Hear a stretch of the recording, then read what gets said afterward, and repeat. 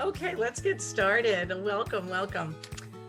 So good morning, everyone, and welcome to Helping Kids Thrive, a wellness series from Kids in Crisis. My name's Denise Quayle, and I'm the Managing Director of Kids in Crisis, which is a 24-hour emergency shelter and crisis intervention program for all of Southwestern Fairfield County. We're based in Greenwich. Today's webinar is being recorded, and please feel free to put any questions to the panel or myself on in the Q&A section. I'm the only one that can see it, and I'll filter them into our conversation for sure. This is being recorded and will be on the Kids in Crisis website if you ever want to refer to it. So today's conversation is about navigating the mental health system. Many of us have been concerned about the state of youth mental health prior to the pandemic, but those concerns have increased to crisis levels today. Families are struggling with accessing resources and getting help and support for their families and their kids. Our panel today has boots on the ground, and I'm very proud to introduce them. I'll start with you, Dr. Gerber. Dr. Gerber is the President and Medical Director of Silver Hill Hospital. Dr. Gerber serves as the Associate Clinical Professor in the Division of Child and Adolescent Psychiatry at Columbia University Medical Center and Child Study Center, Yale University. Welcome. Emily Segal is a licensed clinical social worker and has been working with children and adolescents for over 25 years with a focus on child sexual abuse, anxiety and depression, trauma, grief, LGBTQ youth, and restorative practices. Currently, Emily is the Director of Adolescent Behavioral Health at Family Centers, as well as a senior social worker at a school-based health center. Welcome. And finally, Vanessa. Vanessa Elias is a mental health activist, certified parent coach, and NAMI parent support group facilitator. NAMI is the National Alliance on Mental Illness. Vanessa is also a mom of 3 girls, 13, 18, and 21, and is founder of an organization called Thrive with a Guide. So welcome to all of you for being a part of this conversation. And I will start us off with a kind of like a basic question to start with. Like, if you're a parent, what are some of the signs and symptoms, indicators that would tell a parent their child may need a mental health assessment or some kind of support? We can start. Dr. Gerber, do you want to start? Sure, I'd be happy to. First of all, thank you, Denise, for having me. And it's such an honor to be on with such a great panel. So, I'll start with something that may be obvious for some, but sometimes I think it's useful to hear from a professional, which is trust your gut. That is, parents know their kids and they know when something's different and they know when something's wrong. And mental illness can present in many, many different ways. And there is no one path, there is no one checklist. But when you see your child being different, whether they're telling that to you or whether you're observing it, and even if they're saying that nothing's wrong, ask for help. And you can start in a very gentle way, meaning you can start by yourself going to a professional or calling somebody up and saying, here's what I'm seeing, what do you think I should do? If there are reasons, then they'll encourage you to get further assessment. And it's daunting. And I think one of the things that I think all of us know at some level, whether we say it or not, is our system is broken. Our system makes it way harder to access services than it should. And that means you need to reach out to someone you trust and let us help you navigate what is a very complex and broken system to get the kind of assessment you need for your child. Mm. Confidence in your gut. Thank you. Any thoughts, Emily or Vanessa?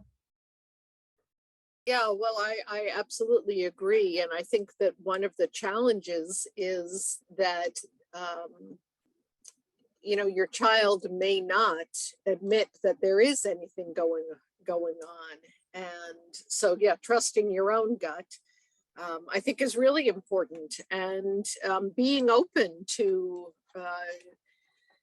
taking any opportunity to ask questions that might illuminate something that is going on. But yeah, it can be hard sometimes to read what's actually happening, especially when you know that teenagers are going to be irritable and that kids in middle school are going to spend more time in their room than they used to. So a lot of things are very age appropriate, but it's when does it get to a point where you're concerned about it that, the challenge comes in. Exactly.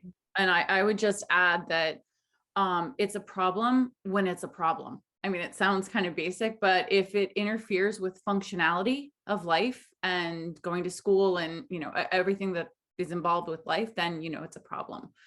You don't have to wait until a crisis to know that it's time to intervene. Mhm. What are some strategies though, for when you notice this problem, you have this gut, you really feel your child needs something and they're resistant. They don't acknowledge it. They don't want that help or treatment. What can parents do? So I think, Emily, I think already mentioned this idea, which is you look for opportunities and you put yourself in the mind of the young person and you think, well, what are the things that they want to get out of life, right? It may be different in some cases than as a parent what you wish. But if you see it from their perspective and you identify that moment when they want something that they're not able to do for whatever reason, then you're offering them a tool. You're offering them something that, hey, if you go to speak to this person, they might be able to share some ideas with you. You want to avoid stigmatizing, you want to avoid pathologizing, you want to make it a positive thing, and you want to normalize it.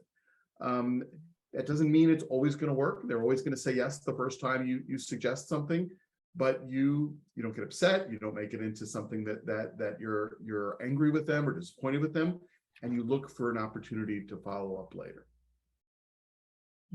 One of the hard things about being a parent that is actually easier about being a mental health clinician is that you want to maintain a good relationship with your children and you don't want to make them angry, and you're not worrying so much about that as a mental health provider, although you do worry somewhat. But I think that it's important that what I hear from the other side is frequently, I wish my parent had asked me about this, or she doesn't seem to want to know, or, I think that they're giving me anyway the impression that they would like to have their parents, even if it's irritating, even if it bugs them, they want to have their parents show concern and say, I'm worried about you, and even if they push back, I think that it's better for them to know my parent really is concerned. And if I am having a bad time, maybe I can say it in a crabby way, but I can open up to them because they are asking, rather than stepping back saying, oh, everything seems to be fine and I'm just going to let it slide until they come to me. Yeah, do a little. Letting them know you noticed. Yeah. Well, yeah. I think notice and then having some non-judgmental curiosity. What's going on? I noticed this. You want to talk to me about it. Having a safe place and really monitoring your reaction to what they're then sharing so that they don't want to shut down. Yeah. And getting beyond the behavior, right? And knowing there's something going on underneath. So even if, like you said, Emily, they do react in a strong way, like, there's a reason they're doing that. So, stay on. Digging a little deeper. Yeah, I think your point, Vanessa, about non-judgment is crucial. Yeah, if they feel like, yeah, she's concerned, but she's going to just say, well, you shouldn't be doing that. That's kind of defeats the purpose. And to be able to sit there and say, okay, I've got to listen, with my two daughters, you put on a different hat and you sit there and think, okay, I'm worrying about what they're saying to me, but I'm going to listen and I'm going to not judge, and we're going to deal with this as a problem. And that will prove to them, okay, maybe I can say some things to my parents that I didn't imagine that I could. They're able to hear it. What should you consider in looking for a provider? There's so many credentials, different things out there, social workers, psychiatrists, pediatricians. What would you say in terms of looking at credentials that match what you're looking for?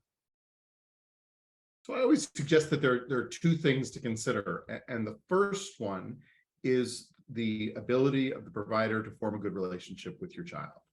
There have been literally thousands of studies over the years trying to predict what kinds of treatment work best in different groups. And the most consistent factor among all of them is that when there's a good relationship between the patient and the provider, this is true, by the way, for adults as well as kids, the treatment is more effective than the other way around. In other words, I often say to people, mental health is different than other fields of medicine. If you're a surgeon and you don't like each other, but they take out your appendix really well, the relationship doesn't matter as much. You get better. But if you don't like your therapist or your psychiatrist or your social worker, treatment doesn't really work. So relationship is really number one. But number two, you do want somebody with the expertise and the experience to know your child. I'm less into the question of their degree, and I've seen wonderful MDs and social workers and psychologists and people with bachelor's degrees, and I've seen not so good people in all those groups. So at the end of the day, I wouldn't worry as much about the specific certifications or letters after their name, but I would want to know that they have experience working with people like my child, and then most importantly, that they form a good relationship. Really helpful. Mm-hmm. Agreed. Okay. I think sometimes people feel like they need to have a team with their kids. Like I have someone, a private therapist, I have my doctor, I have this. Is there too much? Is that good? Is that, it seems almost luxurious now to have a choice of multiple providers, but what do you think about second opinions and maybe too many people in the too many cooks in the broth, or not enough? Anybody have thoughts? Second opinions or providers, the number? I think it's important for the providers to be on a similar page. And so it's important for them to be able to collaborate in the best way they can support the child and the family, which is different than second opinions. I think that's, and it's hard because sometimes your child may connect with a provider, but you don't. And so that's another tricky piece. So you may have the urge to say, let's go check a second provider, but really check in with your kid. How is that going? Are they, again, going back to Dr. Gerber's point, that relationship, that connection is the number one factor. Mm-hmm. You also may find that unless medication is involved, the relationship really will be with the talk therapist.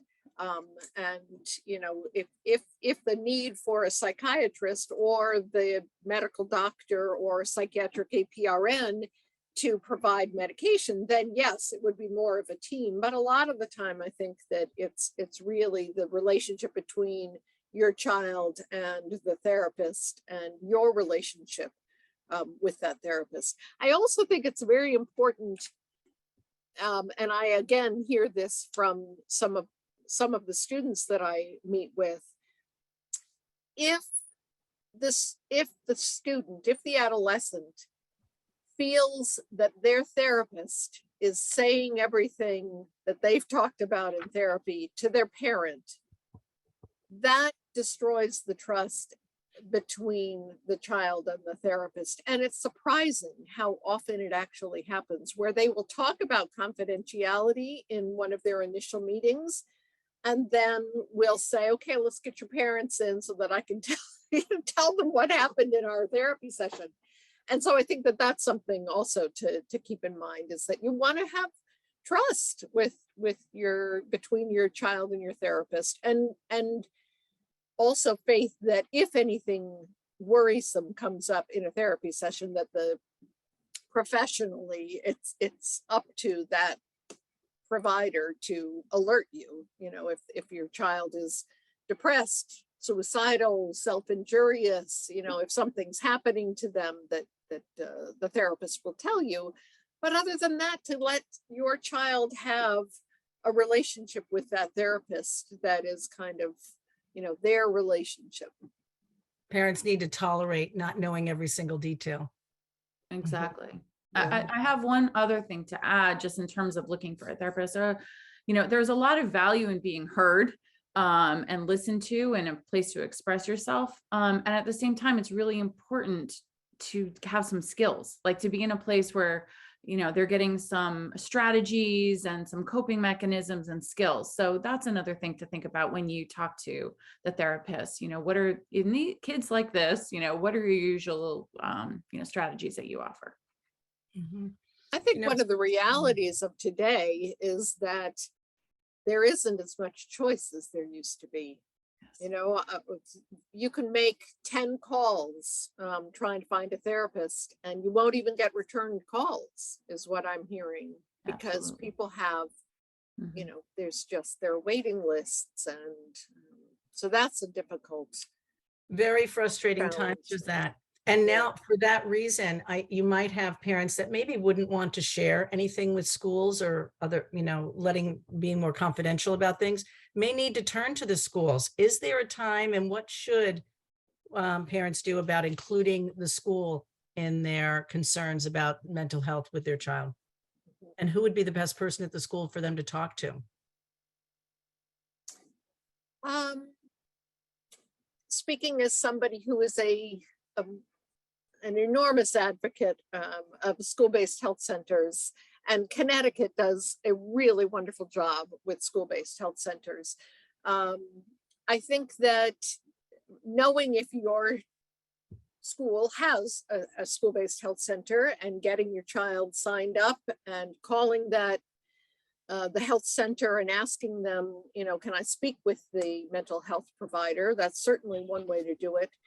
The schools, though, I think are really, if nothing else, the pandemic has brought to the forefront the need to respect the emotional, social needs of our children. And they're doing their best to hire more school social workers and have psychologists on the staff, guidance counselors. Many of the schools, they have special training in counseling skills. So there are a lot of people that you can turn to, assistant principals. And I think that you can certainly ask for privacy and confidentiality in those conversations. And they should, this is the sort of thing that you don't want to open up with just anybody about what the issues are that you're having, but to say my child is struggling, who in the school is there for them to talk to, and how do I go about accessing Very helpful. Very helpful. Because there are strategies that can be put in place maybe in the school to help. Any thoughts on those? Sure. Well, there are 504 plans, which is the kind of the next step. If you have a child, for instance, who's anxious, rather than just, okay, we'll go to therapy and take care of your anxiety, the school can certainly help by putting in place, different ways for the teachers to be alerted. This is a child who has anxiety when they're called on. Can we work on that? If a child is anxious going in really crowded hallways, have them be able to leave the classroom 3 minutes before the bell rings. There are accommodations that can be provided at a fairly basic and easy step, which is the 504 plan. So there are many strategies that can be used in the schools. I would just add that I think it's really important to reach out to the school, to the teacher, depending on what grade your child's in.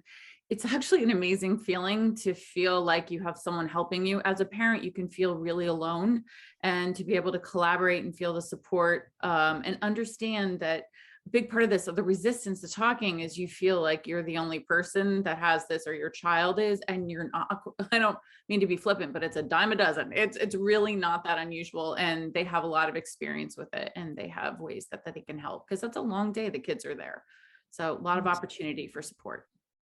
Some have said that one silver lining in COVID is that in some ways the stigma of mental health has been reduced, and people are more open and interested in talking and seeking out other people. You're absolutely right, Vanessa. I think hearing that they're not alone. You're also teaching your child how to self-advocate. If you're saying, let's talk to your teacher, let's talk to the English teacher that you're, anxious in her classroom, and let her know that, you need some extra support. And then the child sees, oh, if I ask for something, I could improve my situation. And I think that's a really powerful experience too. Mhm. Mhm. I wanted just to say that we've certainly seen in New Canaan that silver lining that you just mentioned, Denise, that the town as a whole, I think, has been much more open to talking about the prevalence. And as Vanessa correctly says, mental illnesses are the norm in some regard. There is no family that isn't touched in some way by some of these issues, and obviously with different degrees of severity and complexity, but we all have personal experiences around this. So I've been very pleased to see even our local government talk about these issues, put resources into an assessment service that's accessible to all folks in New Canaan. And I know other towns are having the same conversations. So obviously, not that any of us wished we had COVID to cause all this, but if there's one thing good we can take out from it is I think it is getting more into the conversation. Mhm. And with that increase of people acknowledging they need help, they're seeking it out. And as we said earlier, and Emily, you mentioned, people are not getting callbacks. They're trying to find a provider. People with or without insurance are struggling trying to find providers for their kids. What suggestions or strategies would you have either to bridge the wait list or to access services and resources? I think the first thing is to be persistent, because the truth is it is a fragmented and disorganized system. So unfortunately, you can't expect to often to do this with one call or even necessarily 5 calls. You have to really stick with it, and you have to talk to people you trust and get their advice. One of the things that's being said a lot these days is that there is a shortage of providers, and that's both true and not true. It's true that the individual experience, there's no question, is that it is hard to find the right person. But we happen to be fortunate that there are an enormous number of very, very well-trained providers around. In my experience, the hardest piece of all this is the financial, meaning that the insurance companies are very reluctant to pay at rates that a lot of the providers in the local area need to charge in order to make a living. So you end up with this very fragmented world where the higher priced folks need a special way to get introduced to them and to identify them. And then in the clinics that are taking insurance, or certainly the ones using government insurance, are much, much harder to get into.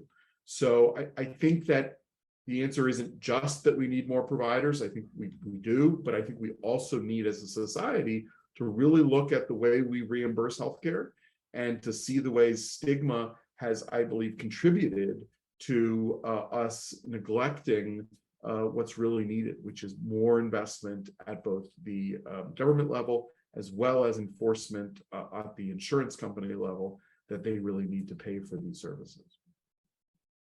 Absolutely. Absolutely. I'm thinking too, just to go back to when you said at the beginning about identifying symptoms, it's also knowing when it's an emergency and when you can be persistent and pursue this over time. And then there's just times that, right, go to the ER, call 911. There are those situations. So straddling that.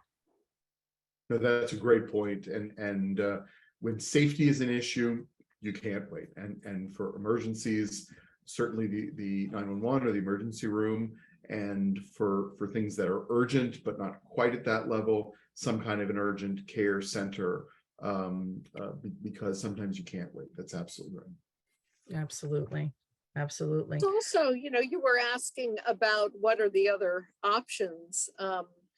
And while you are pursuing individual counseling, there are group opportunities which sometimes are a little more accessible.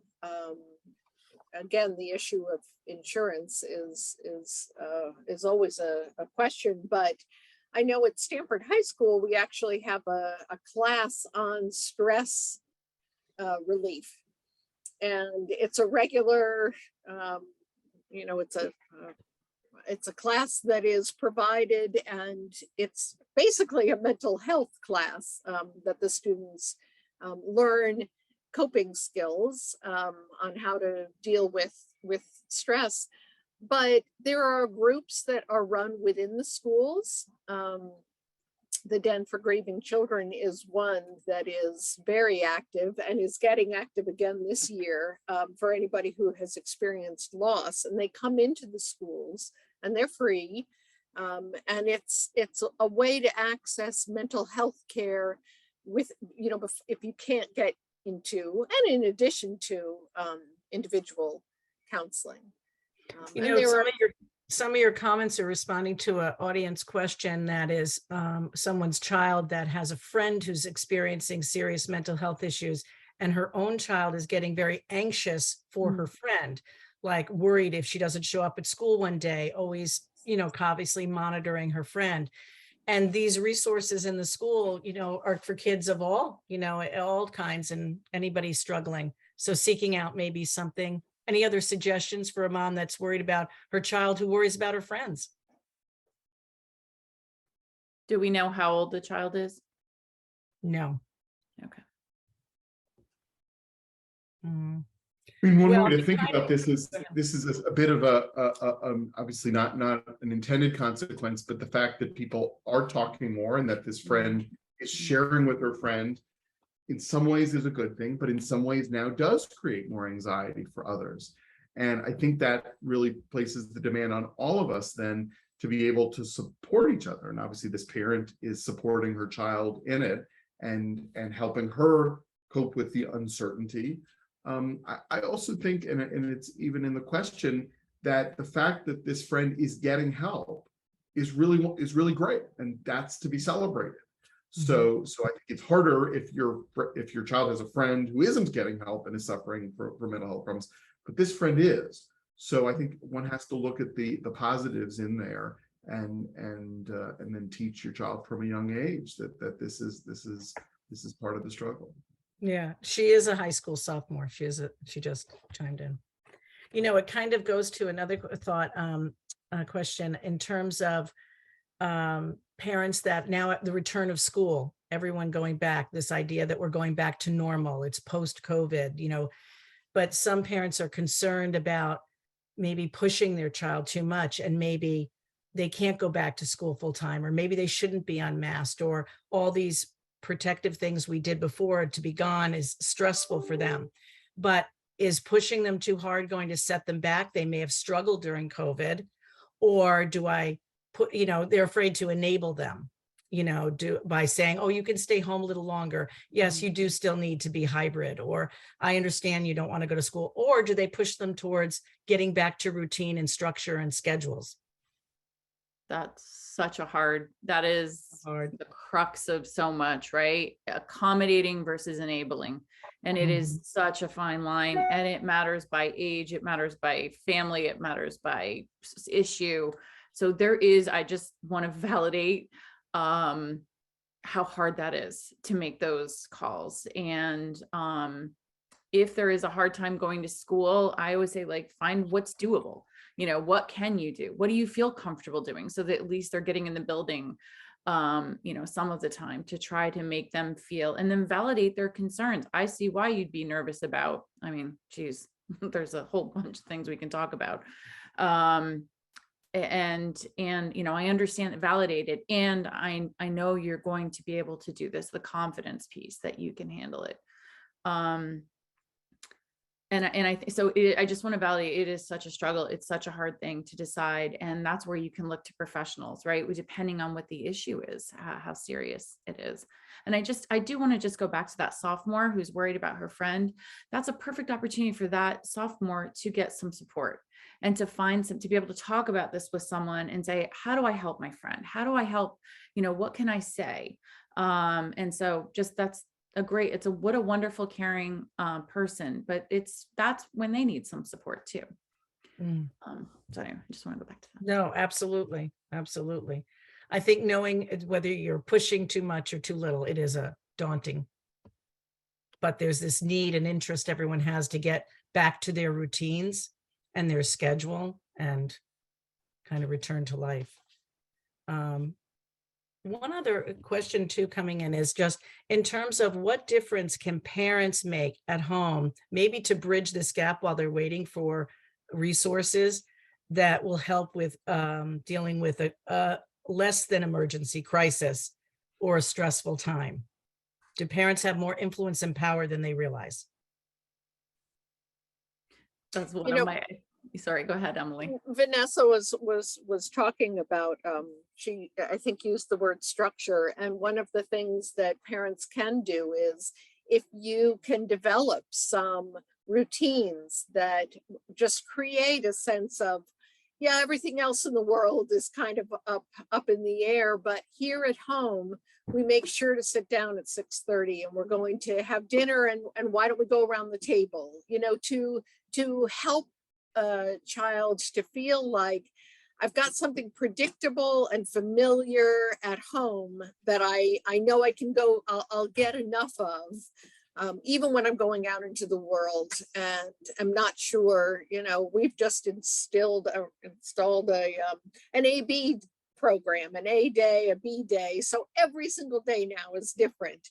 And if you're feeling kind of, I don't know, shaky, not being sure what classes do I have today, is going to make you feel somewhat anxious. But if mom or dad every morning starts off with, okay, it's a B day today, what classes do you have, to just sort of ground your child, and to, you're on top of it, what they're worrying about or thinking about, can help them to feel like, okay, I'm not in this alone.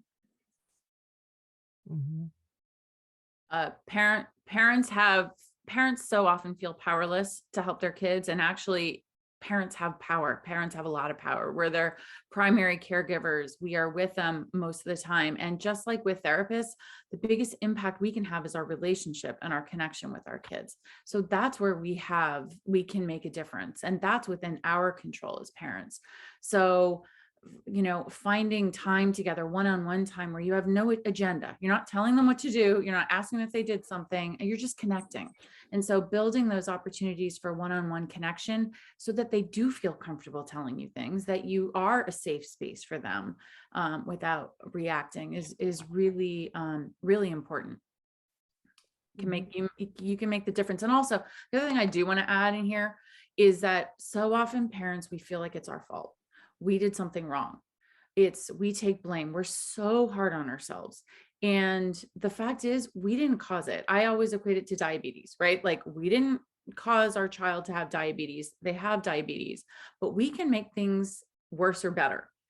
We can help them learn how to manage it. And that's where we come in, is how are we, so learning how to not make things worse, not feeding them a cookie, so to speak, when they don't need one, or that's where our impact is. So be gentle with yourself, and know that this is hard, and you didn't cause it, but you can make a difference. Also an advocate, both as a parent and as a therapist, in, appropriate self-disclosure. So if your child sees that you are anxious about something, to be able to say, boy, am I anxious to go back into the office and nobody's wearing a mask, and to let them see, oh, she's struggling too, and how is she going to deal with it? She's not staying home from work. What is she doing to handle it? Can also be very helpful to a child, to think, okay, this is something that I see that she has to deal with this too, or that dad has some struggles with too. Could be very. I love that. Love it. I just can't, I call it living out loud authentically. And it's because they see us as these perfect, capable people. And it's so important to share the inner workings of our emotional experience, to normalize it, and know that this is what's normal, because otherwise, they don't. So I love that, Emily. Yeah. And letting them see the process that we go through in figuring out our problems. Right. It isn't something that you have an answer to like this. It's like, okay, this has been bugging me for a while now. I got to talk it out with you guys. How am I going to, fix this problem at work, or with my mother, or whatever, to be able to really, see the workings of your brain in how you deal with a problem. Can give them some ideas, and help them to understand that not everything is just an immediate thing. It's a process. This is all steps that we're taking. you know, it's a role modeling of how to figure things out, but is there also role modeling of self-care? And what kind of self-care tips would you give for parents? Everyday simple things that they could do. And that's another role model. What would you suggest for parents? Because it is a stressful time, and the start of school is really bringing it to a point just recently. I have a lot to say on that. I'm trying to hold back. I think it's one of, in my NAMI meetings that we have, one of the questions we, what's going on? What can we help with now? And then the last question we ask, what do you need to do to take care of yourself? And almost every time people stop and they start crying then, because they have not thought about themselves. That is not even on their radar. And what the answer I don't accept is I need my kid to be okay, because you don't have control over that. That's not it. It's about you taking care of yourself. So I know I've used the word connection 1,000 times already, but connection, who are you connecting with? Who are you? Connection is what gives life meaning and support. And that's what you need to take care of yourself. Being with a friend, going for a walk, taking a break. So yeah, I don't call it self-care anymore. I call it self-preservation, because we lose ourselves. Otherwise we're not the people. It's that oxygen mask, right? We got to take care of ourselves so we can take care of others. And then, like you say, Denise, role modeling it for our kids. Mm-hmm. It's really important. Mm-hmm. Absolutely. I'm getting a question about, and I think a lot of people hit on this during COVID when we all looked for things to occupy ourselves, entertain ourselves, but some families are worried about gaming addictions. Kids spend so much time on these games on their computers. Any thoughts about how difficult and how challenging that is for families if you have a young person in your house that is just constantly gaming? And is it an addiction? How do you tell the difference between all kids are doing it to this is really problematic? This comes up a lot here in the work we do with adolescents and young adults. And the first thing I always think about is, before we talk about it with our kid, even in our own minds, to think about what our perspective is versus what their perspective. And I think one of the pitfalls can sometimes be giving it a label too soon, which is not to say that there aren't a lot of things about gaming that are addiction.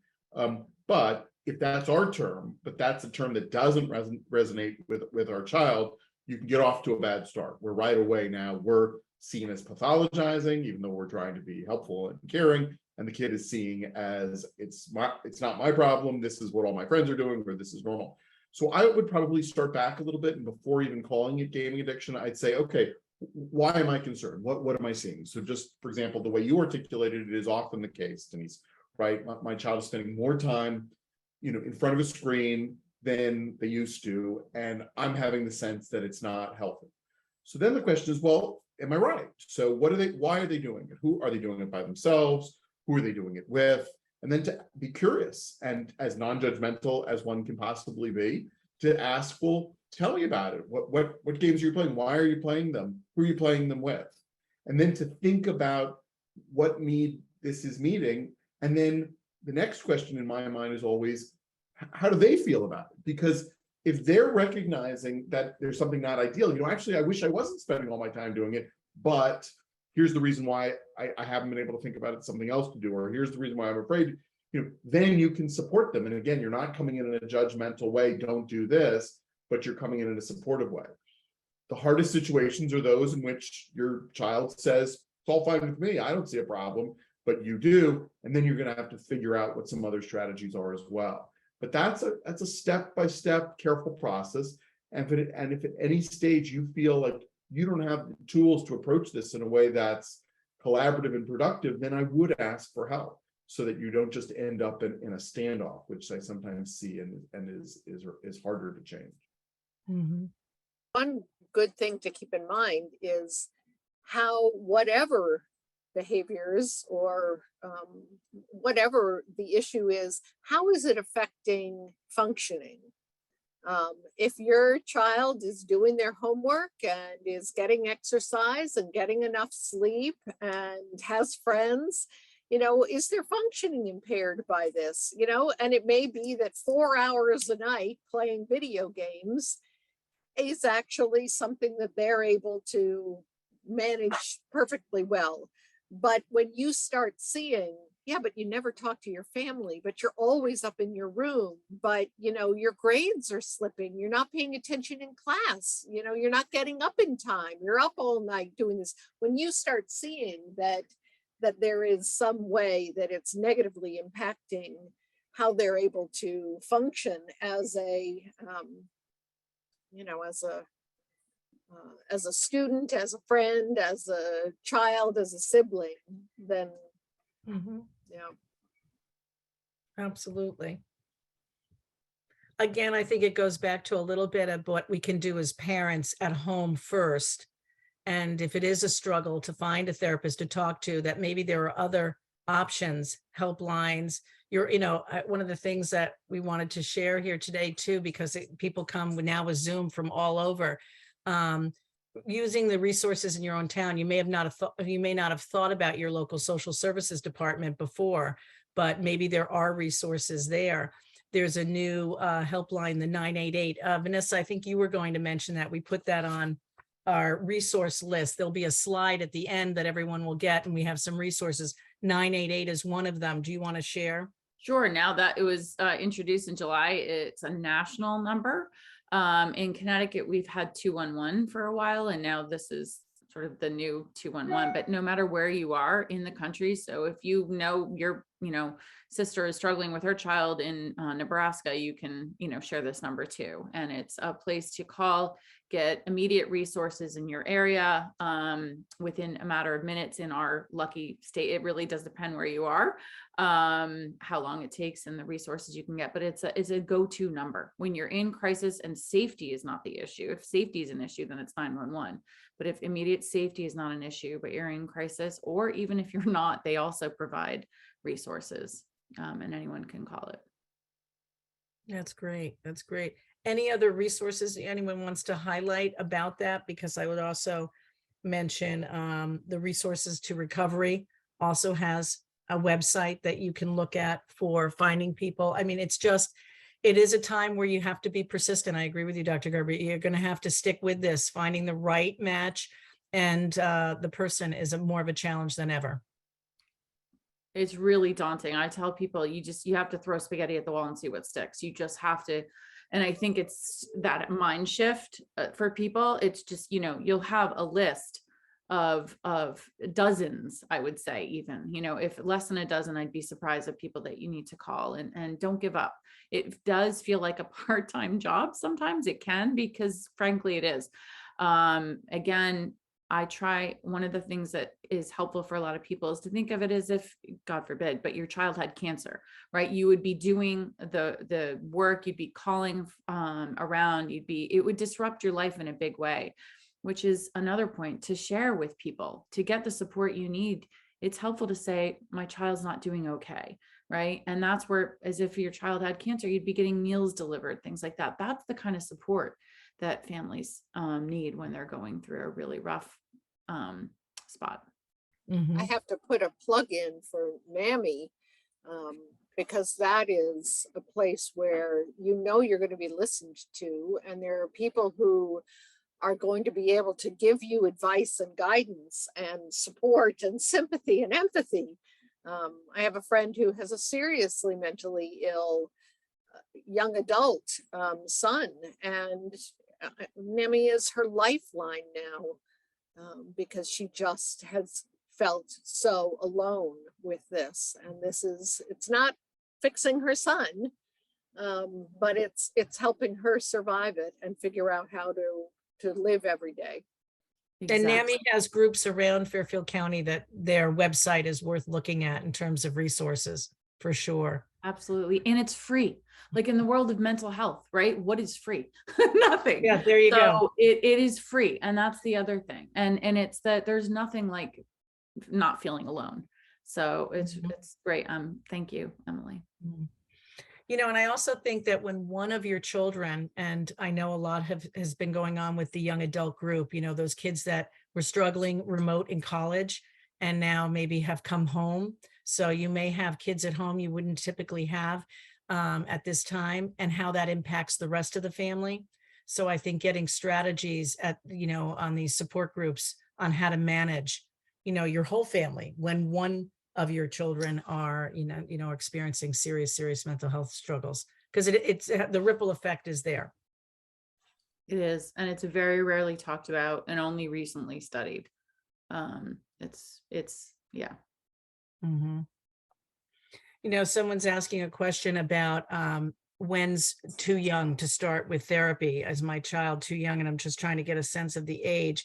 How often would you recommend for a young child, one, to start therapy, and how often should it be? I think that will depend a lot on what's going on. Right. If they're exhibiting behaviors in school and, talking with school professionals, people are stumped and they're suggesting, there's something going on here. With a young child, it could be that they're struggling to express themselves. They may need speech therapy rather than therapy, but if they are intensely shy, it really depends on what the issues are. But my feeling is usually the sooner you can provide them with outlets and help them.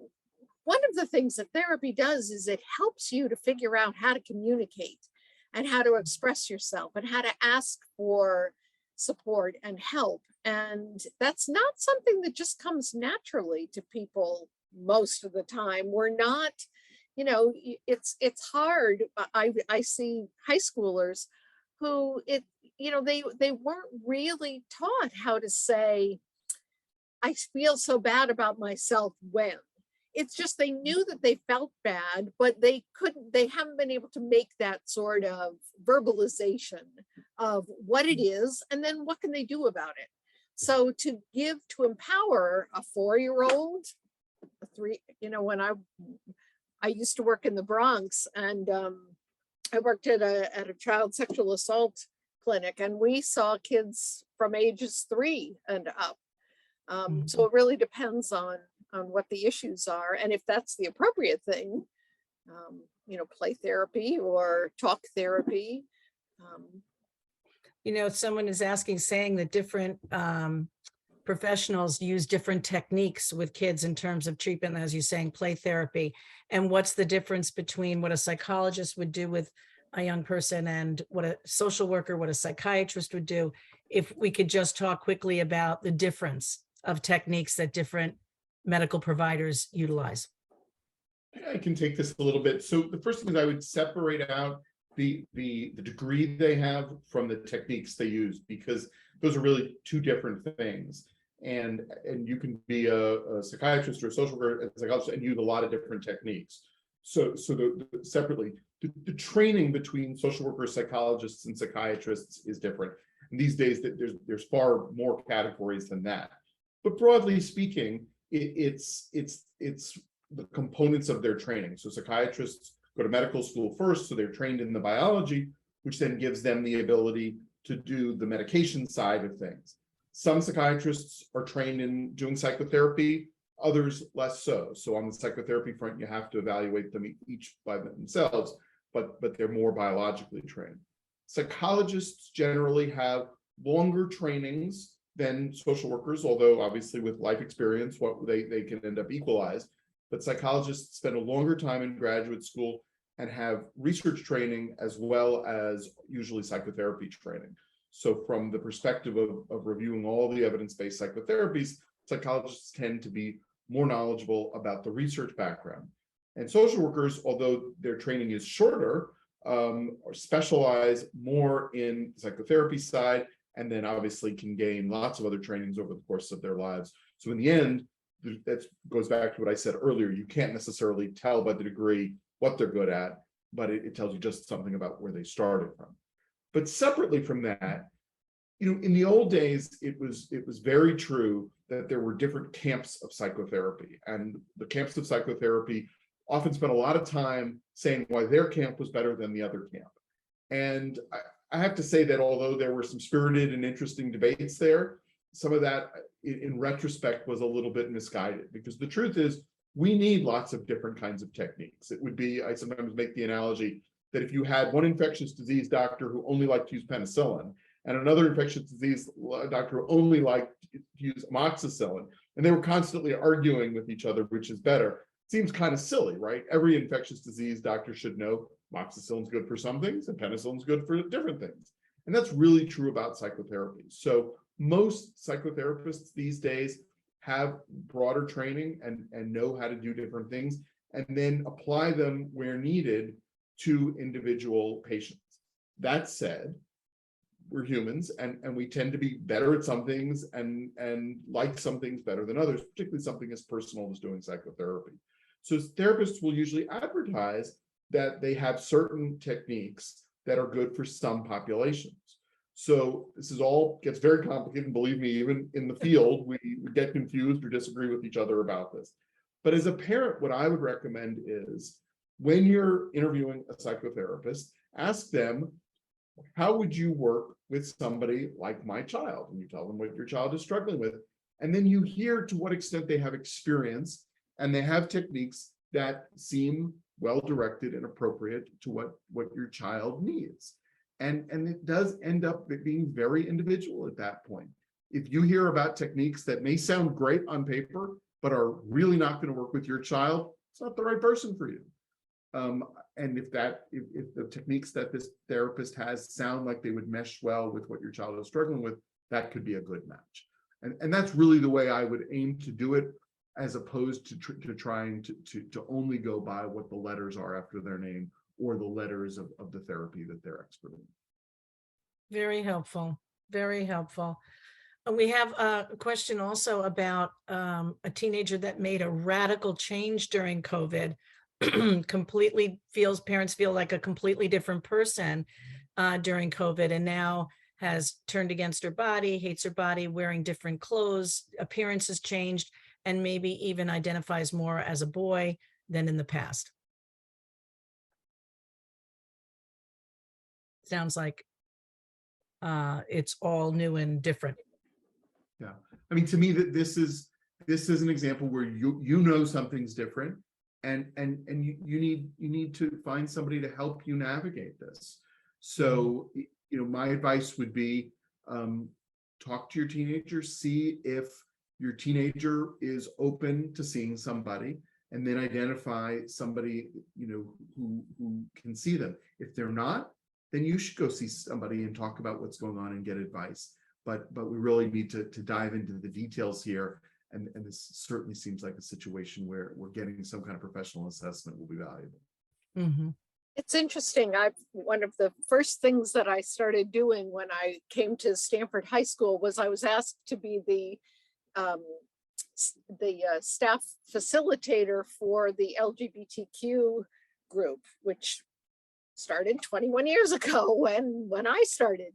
And I have to say that whether it's COVID related or not, as somebody who supervises elementary school, middle school, and high school clinicians in the schools, I don't know if there's a relationship between COVID and or the pandemic and gender exploration, because more so in the last few years than previously, there are, particularly in the middle schools, I have to say, there are kids who are feeling comfortable enough to be identifying and questioning. And I think,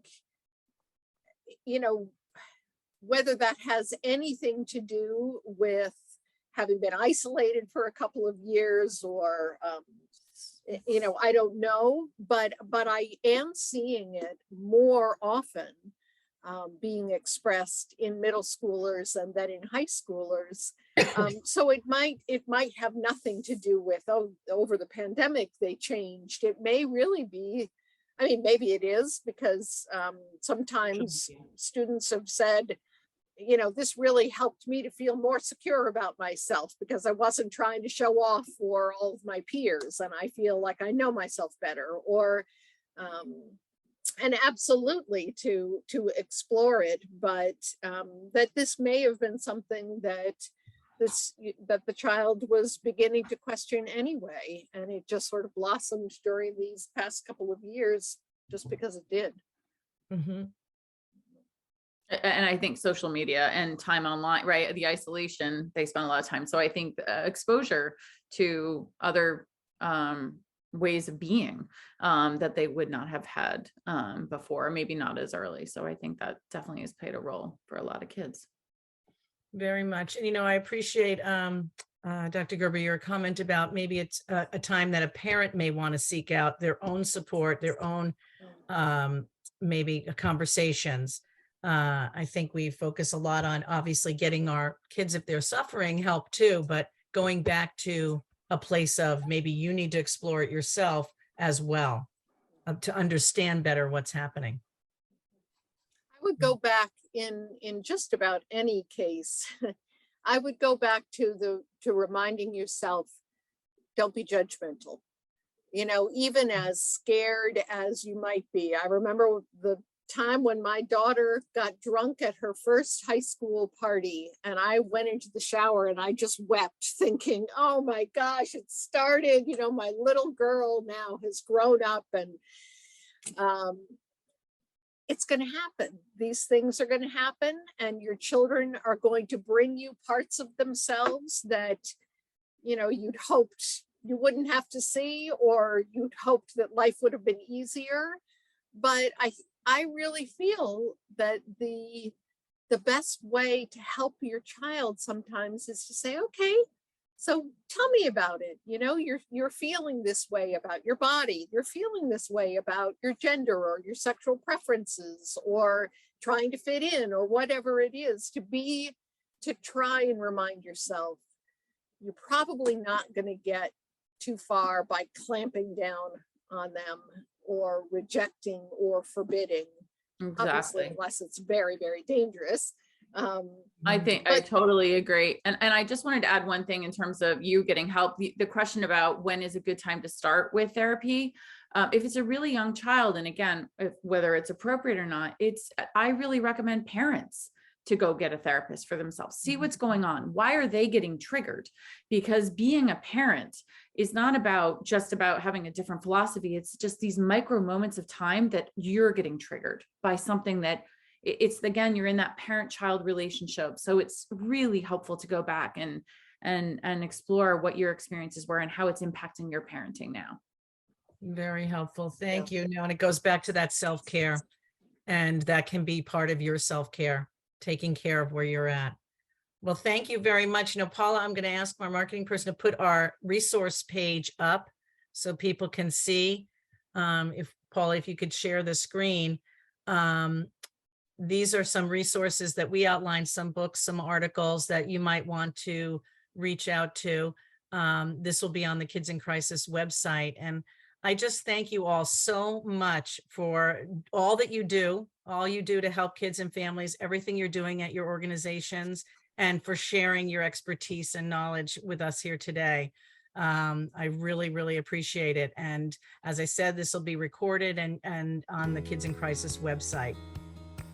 Thank you for hosting and having us. Yes, thank you. Absolutely. I appreciate it. Thank you all very much.